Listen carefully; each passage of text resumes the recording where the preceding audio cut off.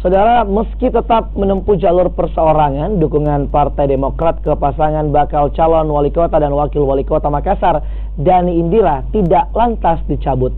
Ya, Demokrat bahkan menyiapkan tim pemenangan yang akan mengawal pasangan Diami mulai dari verifikasi berkas hingga proses pemilihan.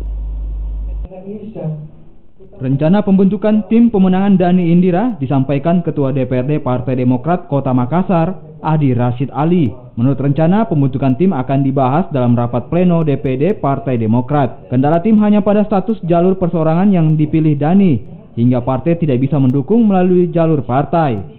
Tim pemenangan dari Partai Demokrat akan bergabung dalam tim pemenangan Dani Indira. Pengawalan ketat akan dilakukan oleh seluruh kader Partai Demokrat, mulai dari verifikasi di KPU hingga proses pemilihan. Perangkat untuk bekerja bagaimana memenangkan Pak Dani dan Indira, tentu ada tim pemenangan.